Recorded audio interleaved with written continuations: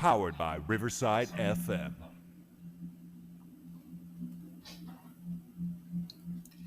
Tonight, we discuss the enigmatic witch hunts, where hallucinogenic flying ointments brewed from forbidden herbs raise urgent questions.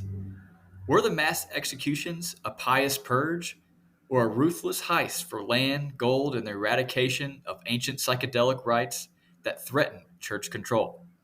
Tonight on Newsworthy, 2 words and 2 question marks.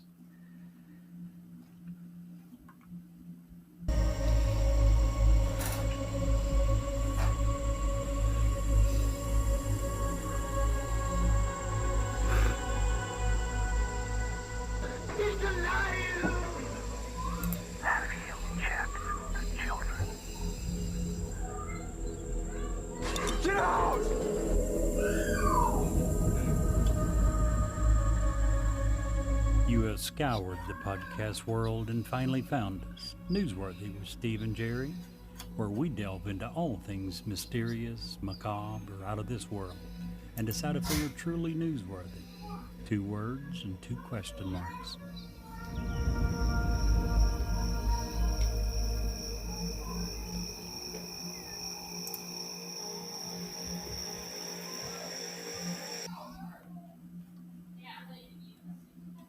Hi, this is Ed Locke with USA Mortgage.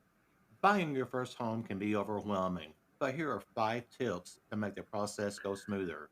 Number 1, find a lender, me, Ed Locke, that can answer any questions you might have and help you get pre-approved. There are multiple options available based on your situation. Number 2, work with a real estate agent you can trust. Number 3, don't rush the process. Take your time and know that the process could take some time. Number 4, consider all the costs. Number 5, get a home inspection and review it with your realtor. Keep these tips in mind, budget for yourself, and you'll be that much closer to making your dream of homeownership a reality. So reach out to me at 502-680-0953. NMLS ID 448908, DAS Acquisition Company, LLC, doing business as USA Mortgage, NMLS ID 227262. This is not a commitment to lend. Additional terms and conditions apply. USA Mortgage is an equal housing opportunity.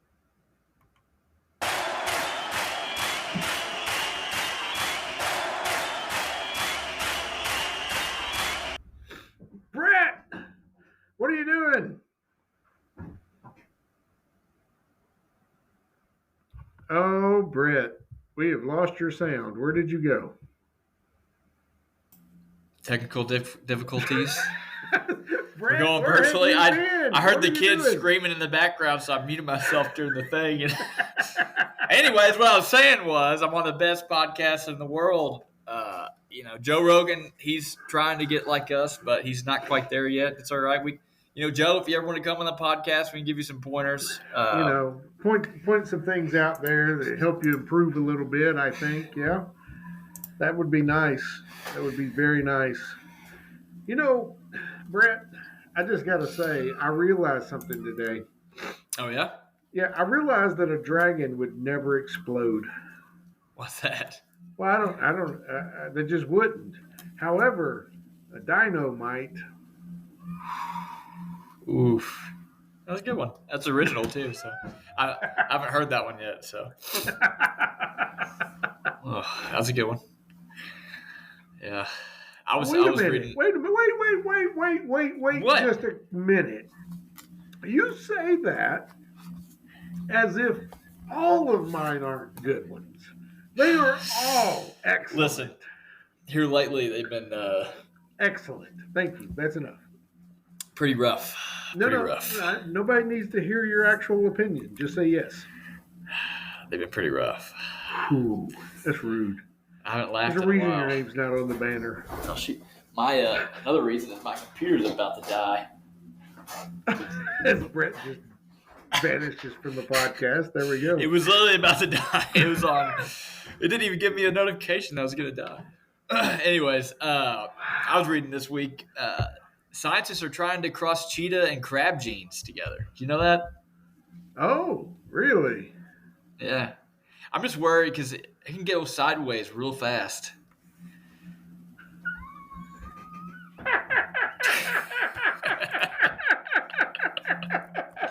I'm so glad you laughed at that one. I was like, Steve, this is gonna be one of those that Steve's like, really?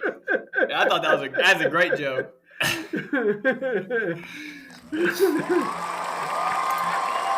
Good job, Brett. Good job.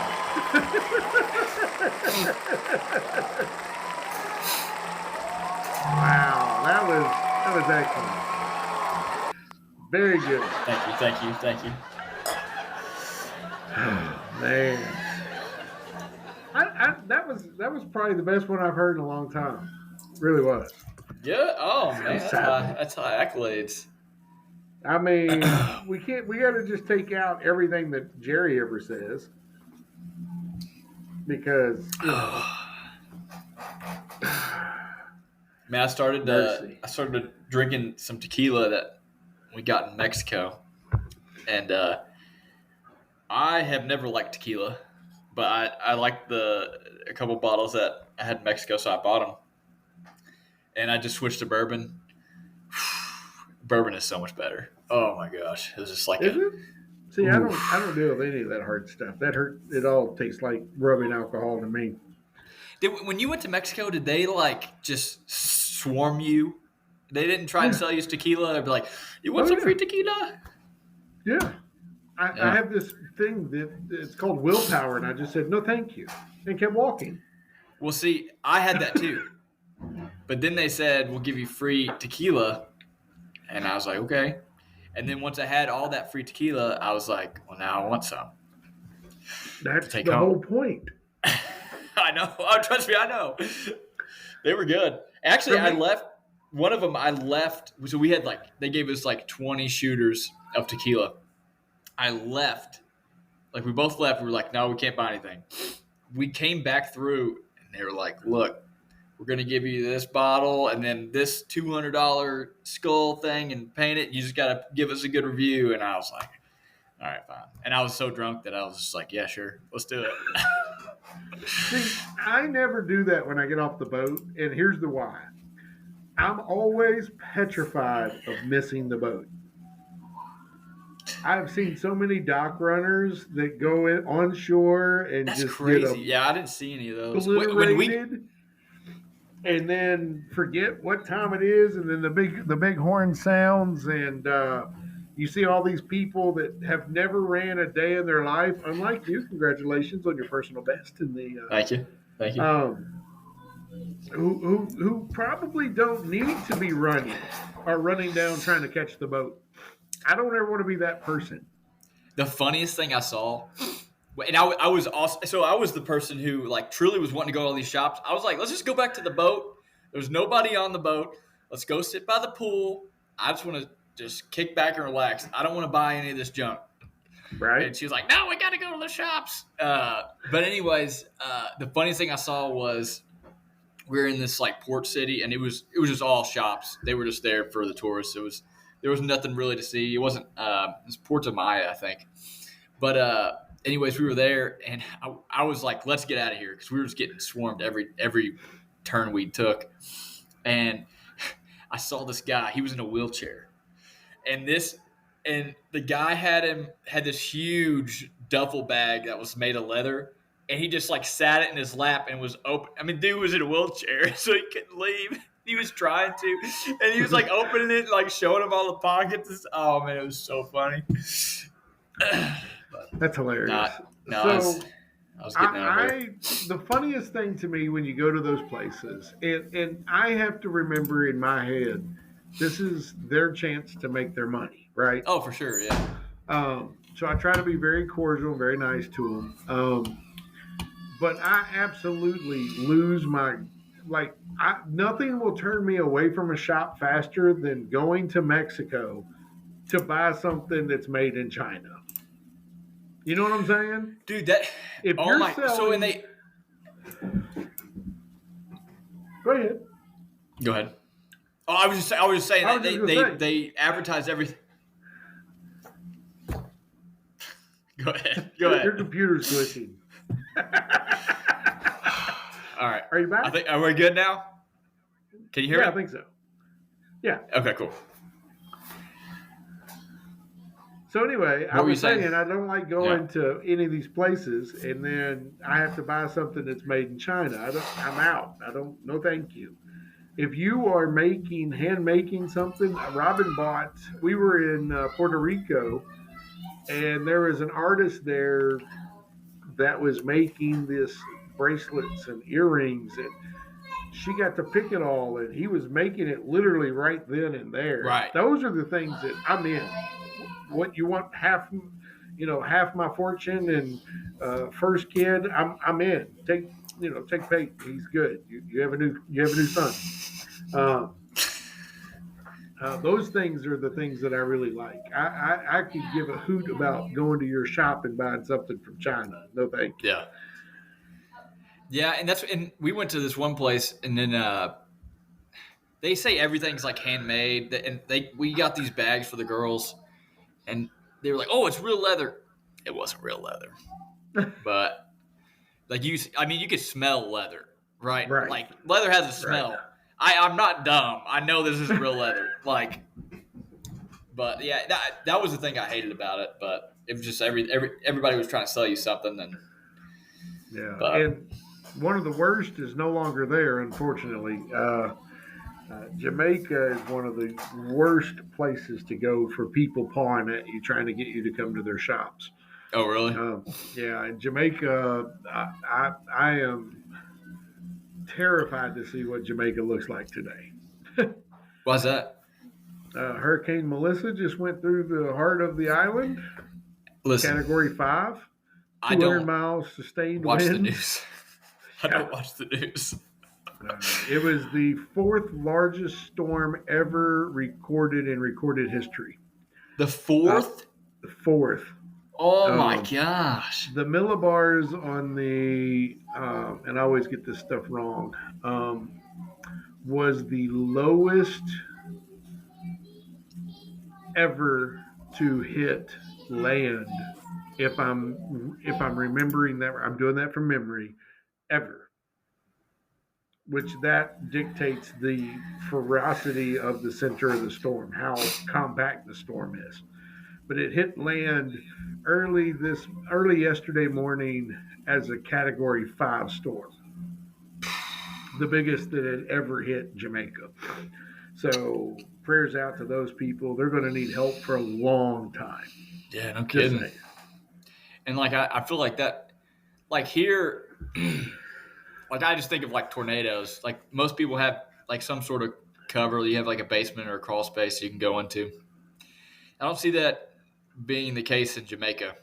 There's not much cover you could get. And you're in an island, so it's not like you can drive. Like here in America, if you're on the coast, you just drive inland. You can't really do that in Jamaica. No. Really terrible. Melissa at this point is a Category 1 and is up in the central northern Atlantic, not bothering anybody now. But man, it was a devastating storm for Jamaica. Once in a lifetime storm is what they're calling it. So we've had a lot of those lately. Well, I could go down a rabbit hole, but Jerry's not here to steer us right, so I probably shouldn't. Yeah. But I will say that HARP has been active the last little bit. Just throwing it out there. Take it for what you want, or what it's worth. Yeah. Anyways, we have a cool topic tonight. We do, yeah. So we've done witches before, but not like this. This is like a new. I hadn't even really heard of some of this stuff before researching this topic. So well, when we started talking about what we wanted to do for Halloween, and when this topic came up, I wanted to hit it from an angle that people may or may not even have any idea. Everybody thinks of a witch as the green lady in the pointy hat with the little wart on her nose, and that's fine. But there's some real consequences to what was happening back in the day. What's happening today under most people's nose that they aren't even aware that's going on, and some really how you put it, interesting reasons to give the middle finger to the man. in this story today. So, Yeah. do you wanna get us started here? Real quick before we start. Speaking of witches, I know that I have a lot of friends that they dress up like witches and do the things. One of those is a longtime supporter of the show. They are keep keep them in your prayers. They are undergoing surgery this week. We want to make sure that they get healthy and in good shape. So, anyway, back to it. Brett, tell us what you got, man. Yeah, so we're Lead us going to in be here. focusing on the witch hunts specifically in Europe here at the beginning. So the European witch hunts, they were primarily from like the mid 15th to 18th centuries. The hunts peaked around like 1560 and 1630. During that time, there was religious upheavals such as the Reformation. They had the Counter-Reformation going on as well. And they occurred across the entire continental Europe. They appear briefly in the American colonies, which we've covered in places like Salem, which is very famous, but were marginal to the European scale, and that actually happened like as the European witch hunt was kind of dying down. Scholarly estimates indicate like it was around 40 to 60,000 executions took place.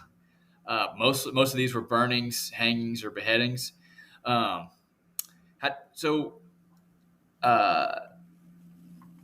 man, I was about to go into Monty Python. I won't do that though. Why? I was about to just. Why do witches burn? Do it. No, I can't do it. I can't do it justice. I'll just end up laughing. But anyways, if you watch Monty Python, you know why witches burn, because they're made of wood. And what does wood do? It floats. But what else floats? Duck. I love Monty Python. It's so funny. Anyways, sorry for that segue. I just had to do it. Anyways, they estimate the total number of trials may have exceeded 100,000 trials. So I mean, this was huge across Europe. They targeted mainly women. About 75 to 80% of the victims were women, particularly elderly, poor, or widowed, or all of the above. The hunts kind of waned down by the late 17th century. The Enlightenment was going on, so that created skepticism. And they also had a lot of legal reforms that banned torture. So, in talking about this, obviously this was huge.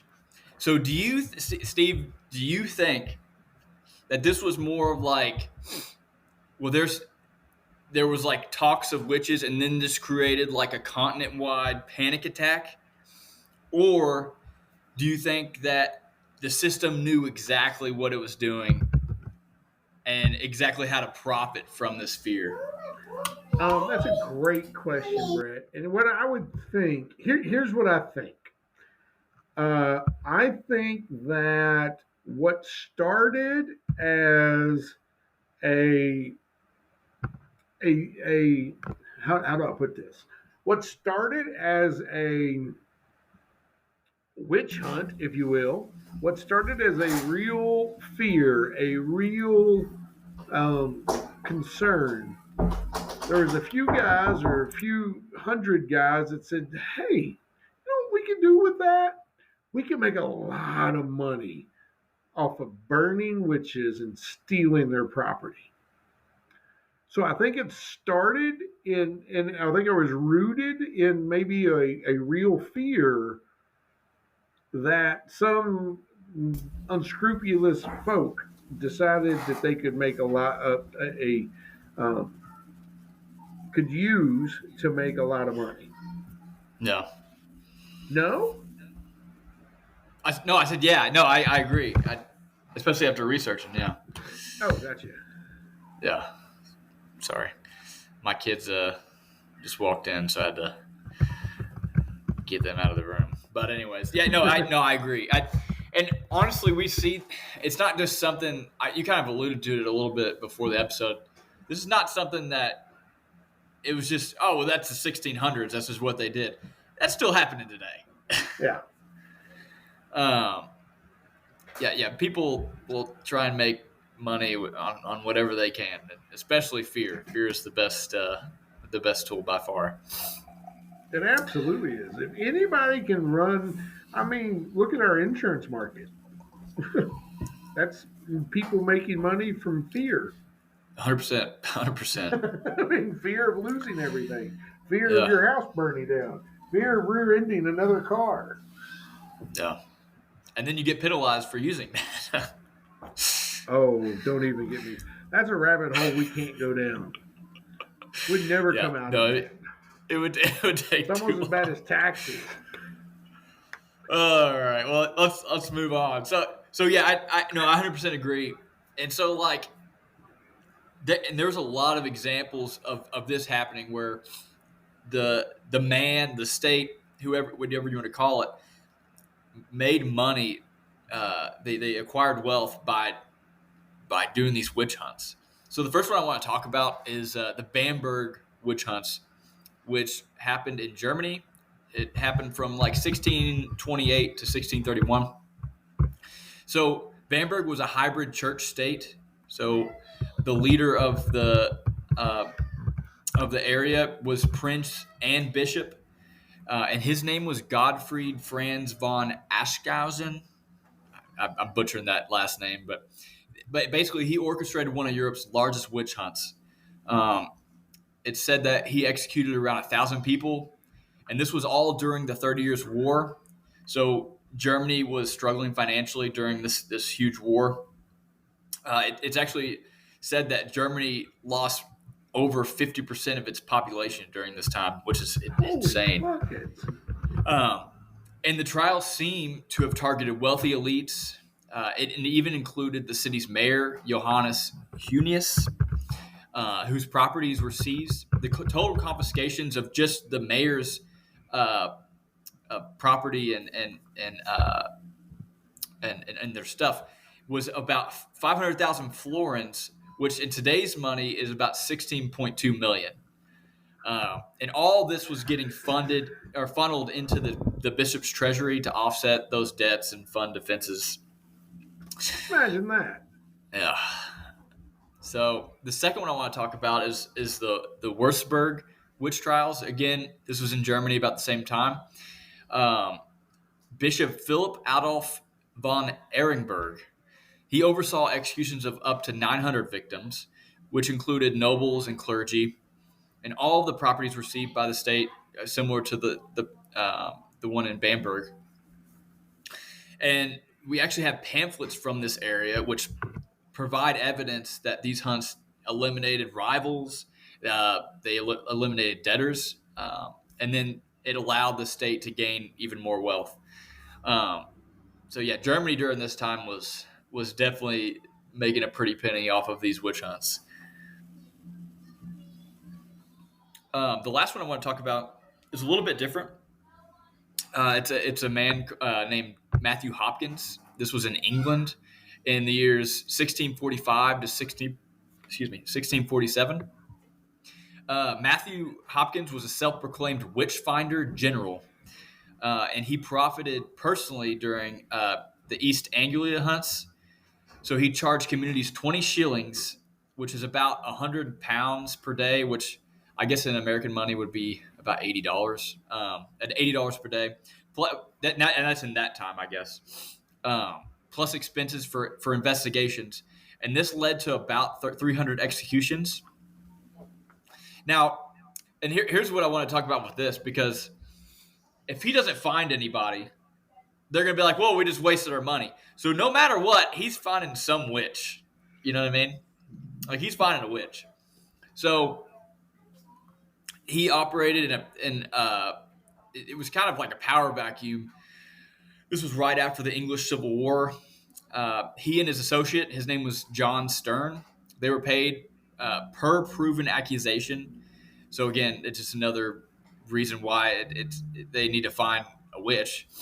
And this, honestly, this reminds me of Monty Python, because Monty Python kind of makes a joke out of it, of how absurd some of this. But like, I mean, they were just looking for stuff to accuse these people of being a witch. So records show that they amassed enough to afford legal defenses against critics, but Hopkins did end up dying young, so he didn't do this for too long. But yeah, so this is just another example of people profiting off of this fear of witches. Yeah. Well, when you have people that profit off of fear, there's always going to be the flip side of that too, and that is those people that give the people profiting the middle finger. Yeah. And some of what they were doing, and I'm talking about and I'm using air quotes, the witches were doing, leads to modern day what we imagine witches to look like. Make sense? Have you ever heard of the flying ointment hypothesis? Well, I haven't until this episode.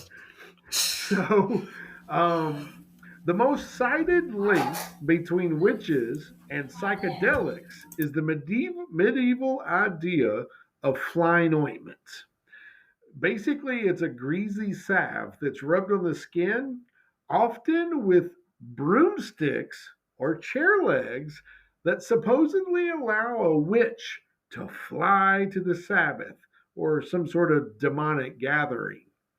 What the records say here is important because I'm not just making this stuff up. The 15th century trial transcripts from Como, Italy in 1523 and the Switzerland in 1450s quote accused women describing, and here we go, rubbing a green and or black ointment all over their bodies, falling into a deep sleep and then flying through the air to attend a feast, or having sex with demons and or multiple men.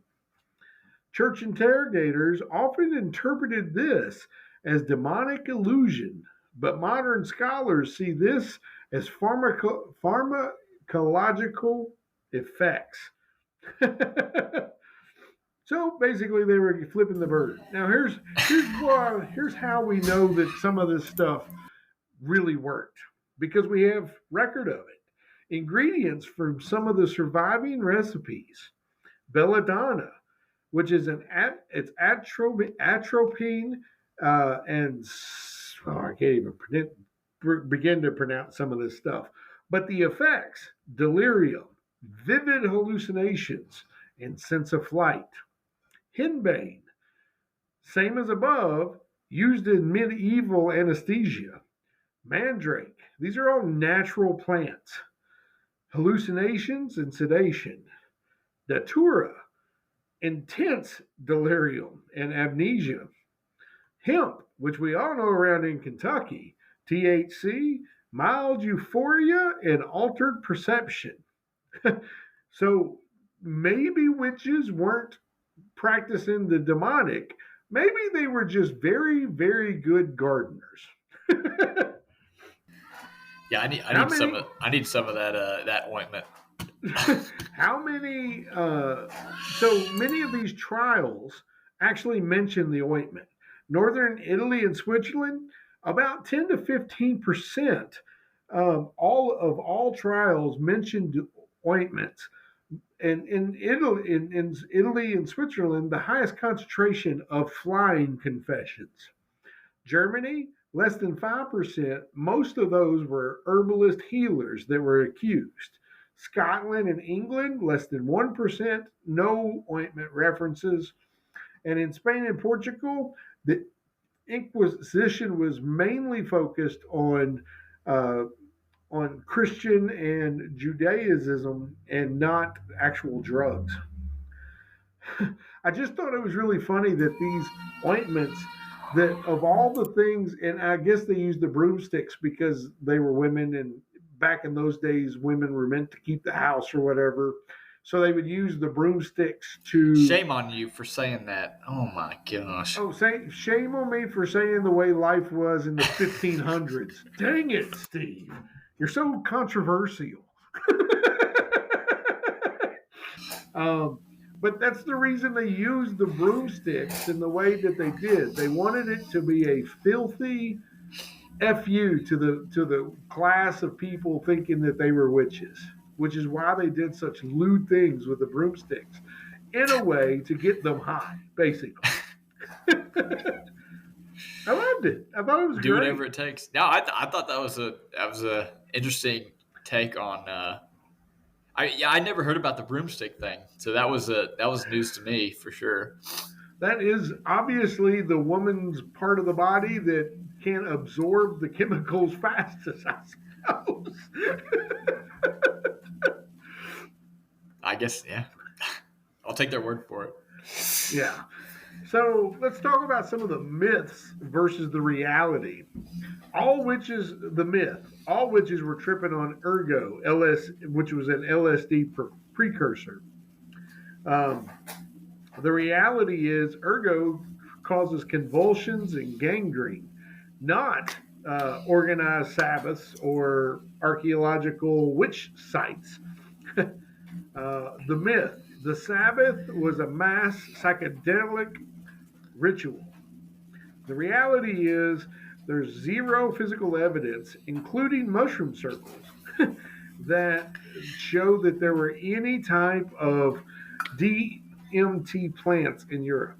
Descriptions more match sleep paralysis or torture-induced confessions. The myth, witches were proto-psychedelic shamans. The reality is some healers use plants, but 99% of executions were strictly for social deviance and not drug rituals. Yeah.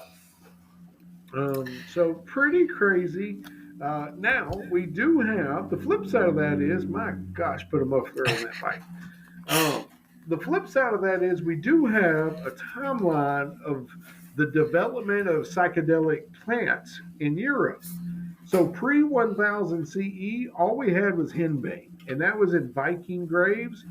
We've traced that all the way back to Viking graves. And belladonna was used in Roman medications. In the 1400s, Malleus Maleficarum, look at that, mentions ointments, but calls them demonic. In the 1520s, the first detailed flying ointment recipe is found in Italian trials. In the 1600s, English witch Joan Flower is accused for using henbane oil. In the 1660s, the last European flying confessions in Germany. And in the 1970s, scholars popularized, my goodness, the book Psychedelic Witch. The bottom line, there was a tiny minority of accused witches, mostly folk healers in the Alps and in Italy, that did use hallucinogenics, forms of nightshades, all the time. That was not the cause of the witch hunts, however. 40 to 60,000 executions were driven by religious panic, scapegoating, theft of property, and torture, not a psychedelic counterculture. And unfortunately for me, the psychedelic witch is more of a modern romantic proposition as opposed to a real cause for the witch hunts. Yeah, for sure. I mean, just imagine like if our society, especially with like cancel culture and all that stuff, like if we had the witch trials going on, anybody you don't like, just they're a witch. I saw them doing some weird stuff out back. They're a witch. You're like your neighbor doesn't mow his lawn right, and you're like, oh, he's a witch. Well, she's a witch. Jerry and I, we talked before the last show at dinner about red flag laws. It's very similar to me. That's why I'm against them. I see the value in them, but I also see how easily they can be manipulated and turned against good people. Yeah. Just look at what's happening in Europe right now. Honestly, I mean, just it's crazy over there right now. I am so happy to live in America. Let's just say that. We have a lot of listeners in Europe, and if you are in Europe right now, in England, I'm speaking to you, Great Britain. and you're a cop, and you arrest, like put into handcuffs, a small child for, I forget what it was, something stupid, like selling lemonade or something. You took that child to jail because they didn't have a proper permit? It's What? crazy. It's craziness. How do you go home Dude, and I'm telling you, sleep it's at night? crazy. Yeah, I don't know if you saw I don't want to go too much into this, but I saw a video. It was, it had like a drone video of the protests in London. The amount of people there, holy moly. Anyways, yeah, no, it's crazy. But anyway, that's very much like, and there's a verse in Ecclesiastes that's like, I can't remember exactly what the verse is, but basically that says that there's nothing that is happening that hasn't already happened.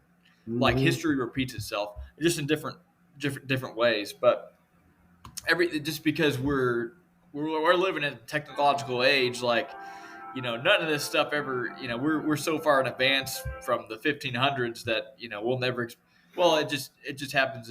It's got a different pair of jeans on compared to, it's just got it's just disguised itself in different ways, I guess. But yeah, Dude, it still goes on. This exact same thing. You could get me started on a million different rabbit holes in regards to how history repeats itself and how we allow ourselves to be separated and divided against each other just so somebody else can benefit, profit, power, or whatever. Right. It blows me away. And I don't care right, left. It doesn't. I am beyond that at this point. I have an old boss. His name was Kevin Fuller. Kevin listens to the show. I'm sure he doesn't mind. He believes that the Uniparty needs to go, and I'm 100% on board. I'm on the Uniparty train. Get it out of here, because and just to your point, with the craziness that's going on in Europe, with the cancel culture that is going on in America, people make fun of our Constitution all the time. But our Constitution is the difference right now in us having this conversation and us being arrested for selling lemonade from a 7-year-old. Amen, dude. I think they were talking about, it was like there's like 40,000 people in England who have been arrested just for hate speech. Yeah. And if you look at Russia has like 400. Like, it's crazy. You think of Russia and you're like, oh, they're super oppressive. Yeah, no, go ahead. Russia's not going to arrest you. Yeah. Go to Russia, stand in Moscow Square, and shout something negative about Vladimir Putin and see what happens to you. I guess that's a good point. I never really thought about that. You're not going to be arrested. They bring up that statistic to be like, well, we talk about how bad Russia is. Look at England, but I mean that's a good point. I don't know if they're taking into account that people are just getting murdered. I guess you don't have those statistics probably because it's hushed up. But absolutely, same thing in China. Go to communist China. Go to any mainland China city and say something negative, derogatory about Xi Jinping. China has a social credit system. So maybe you don't get killed in the street, but you know what? You'll be living in the street because all of a sudden your ability to pay for your home and to pay for your food and to pay your bills is going to be shut off. Right. We should do a whole show about digital ID and how scary that is for people who don't understand and thinks that that's going to be a great idea, because it's absolutely not. All they have to do is look at the Far East and see exactly what's coming. Yeah. Anywho, we're way off topic. Way off. What's that sound we're supposed to do when we get off topic?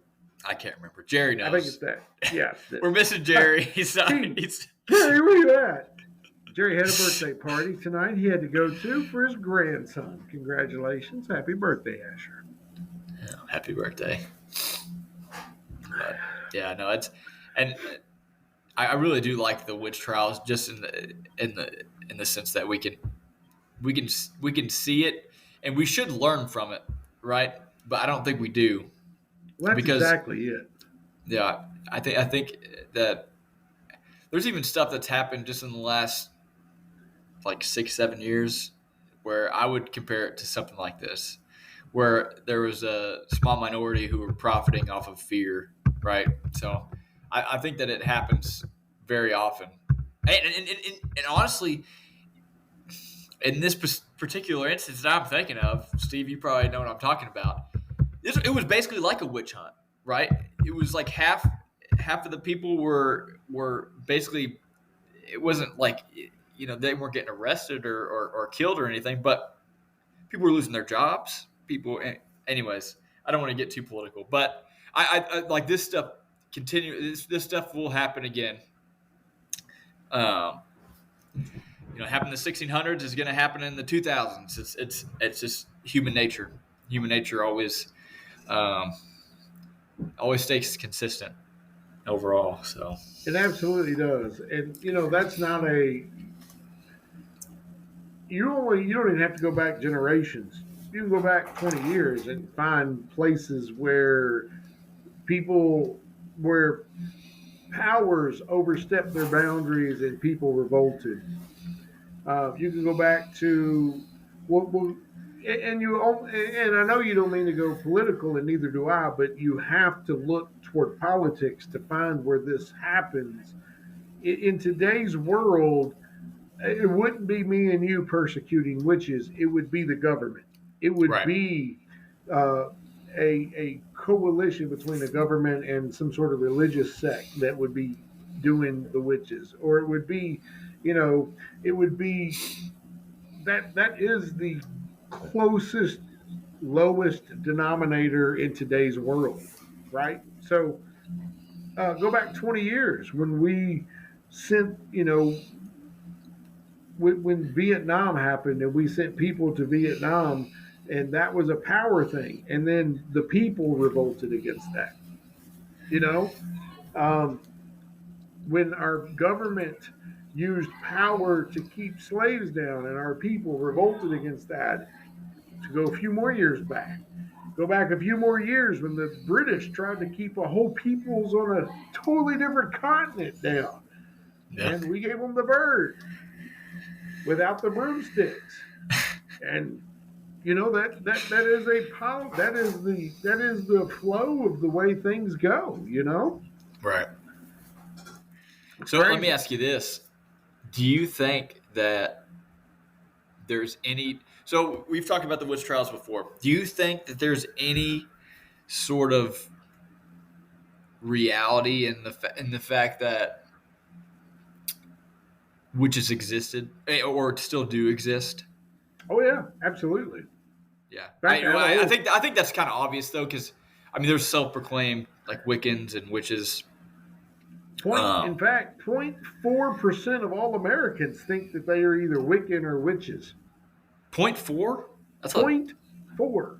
It seems like a lot. I don't know. A very big number, but which seems like a lot to me. I don't know. Like if we got 300 million people, 370 million people. So that would be point. I don't know what 1% would be. What 30,000, 300,000? Yeah. I don't know. I can't do math right now, but yeah, no, for sure. And I remember watching a video of a guy who grew up in Salem, Massachusetts, and he talked about he was a Satanist, and he talked about the demonic activity, and he talked about a bunch of stuff. Like he said that he was like a sorcerer, and he like did some stuff, and it was like on a Catholic podcast, and he was like just talking about his experience. I guess he came to Christ eventually, but yeah, no, it's definitely real, right? Like if you like, we're Christians, and we believe that there is a God, and we also believe that there is a devil, right? There's demons, and so sorcerers and witches and wizards and magic is talked about in the Bible, right? Look at the story in Exodus where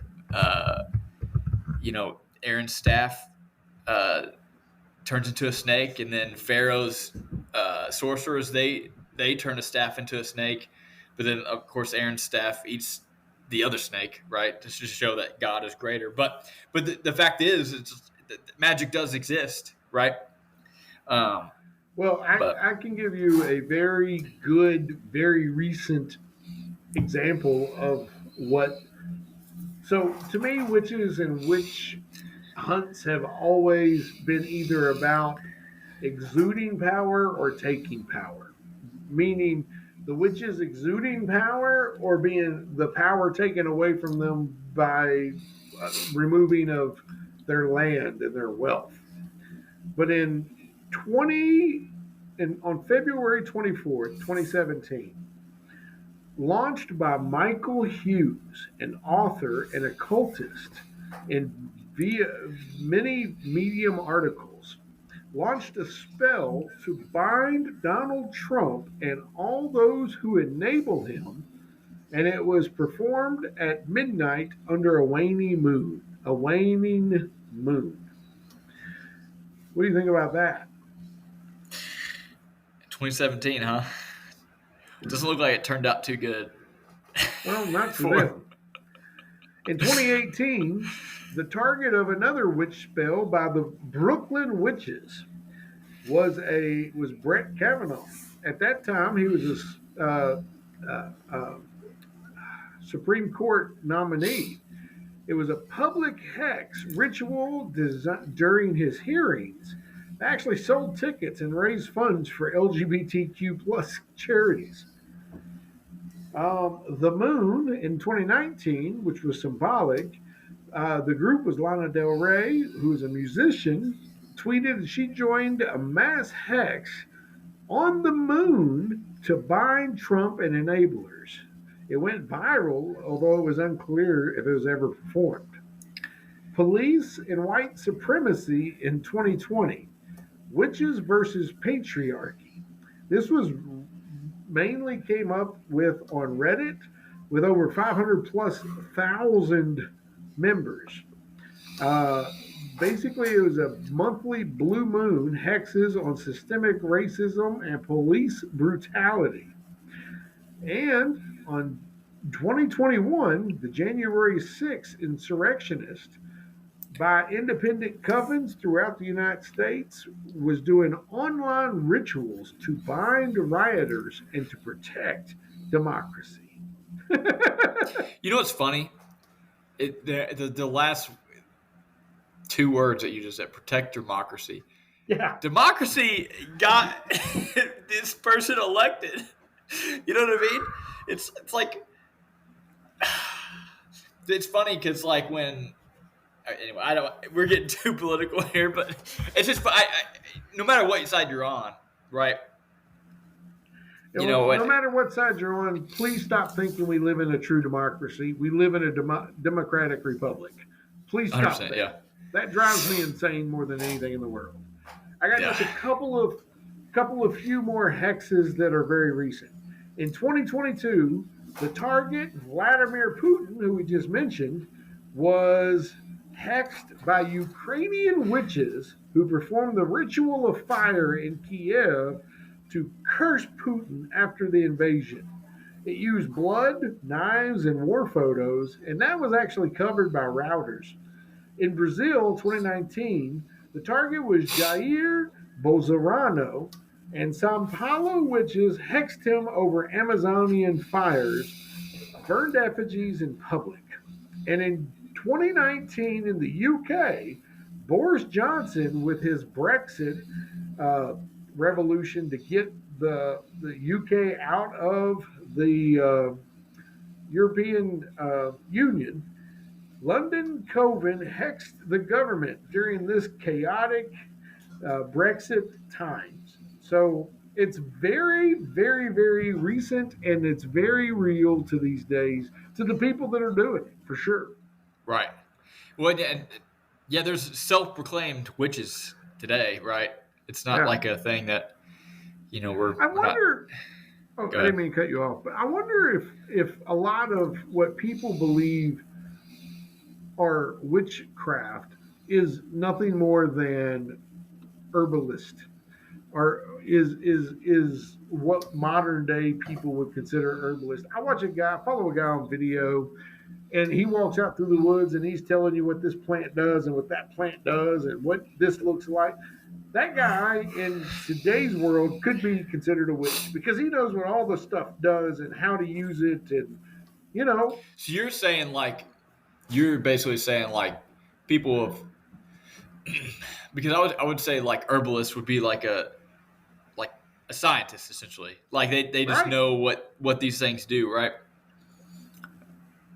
Yeah, Yep, I think that and a lot of women were healers or herbalists back then, absolutely. and so yeah, right. So and that I think like I'm not saying that was probably a thing that they persecuted people for or like gave it um,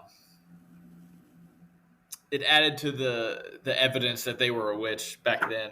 I think today, well, even back then, I think that I guess I don't. I'll go ahead and say it. I think that witches are. So what you're saying is like you think that people who are herbalists, but they say that they're witches. I You're don't saying think that like they say. I think that people saw them doing something outside the norm, and that caused fear right, initially. but I And think that real witches are. I think it is demonic, yeah, right? I think absolutely. there is something demonic going on there. And it could Uh, be absolutely. But for the topic, because we now know that witchcraft and Wicca still happens today, Brett, do you think that witches and witchcraft deserve more or less coverage? I so you're saying it as a whole. I think as a whole, 100% it deserves more coverage because I think that movies and TV, I think it kind of glorifies it a little bit. I remember as a kid, so I was a huge Harry Potter fan, and I remember when I turned 11, I was like, I'm gonna get my Hogwarts letter. Like in the back of my head, it was kind of like pretend, but it was also kind of like, this might be real. Like I Right. was at that age where I was just like in the middle. And of course, I never got my Hogwarts letter. I know you're still But here but like dealing with us. you gotta yeah you gotta like you kind of glorify it a little bit. But in reality, I think that it is. I mean, it's kind of like Ouija boards, in my and I know that we have conflicting opinions on Ouija boards, but I think that stuff is there. There's it's not to be taken lightly. I'll say that. Anyways, I do think that it deserves more coverage at the end of the day. Absolutely. I agree 100%. Thumbs up. Hey, real quick before we go, I want to talk a little bit about the bonus story and what's going to be coming up. I'm really excited for a whole new series on the bonus story. So, the Kentucky Department of Tourism has issued these awesome Kentucky Scare Pack. Um, uh, it's called Kentucky After Dark Passports. And for the bonus story for the next little bit, till I get through this whole thing, I'm going to cover each and every one of these as the bonus story. So I'm excited for that. I hope you guys are excited for that too. This takes you all around Kentucky. You can actually pick these up at any Department of Tourism anywhere in the state, and it's just like a real passport. You go around, you can have it stamped, and as you go through each of these places. So if you're anywhere in Kentucky, stop by a division of tourism. We're going to actually have Anderson County's uh, uh, uh, director of tourism going to come on the show, tell you all about this. But until then, I'm going to start tonight's bonus story with the very first one, which guess what? Just because of the way it starts, is my hometown. I'm excited. Man, this has been an interesting episode. If you'll stay tuned, we have a great bonus story after this commercial break. Hi, this is Ed Locke with USA Mortgage. Buying your first home can be overwhelming, but here are 5 tips to make the process go smoother. Number 1, find a lender, me, Ed Locke, that can answer any questions you might have and help you get pre-approved. There are multiple options available based on your situation. Number 2, Work with a real estate agent you can trust.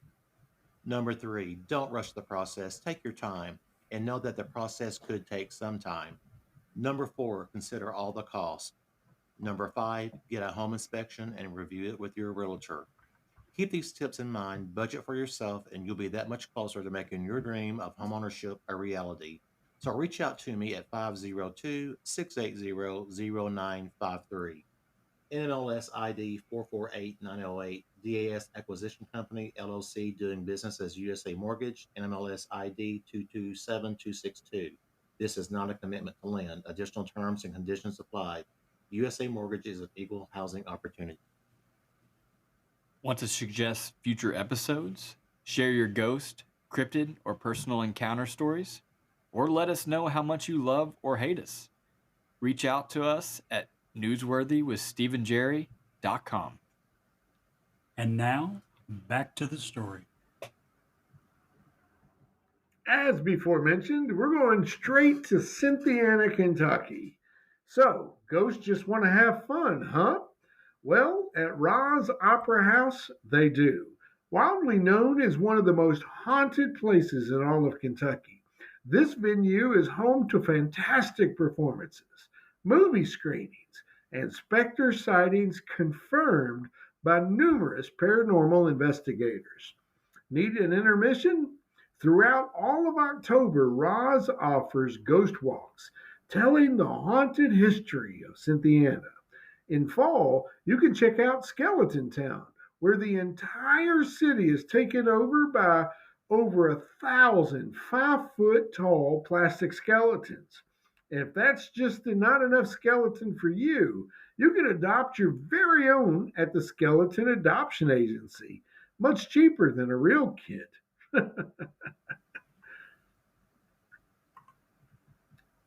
And Jerry, if you can't see the light, Be the light.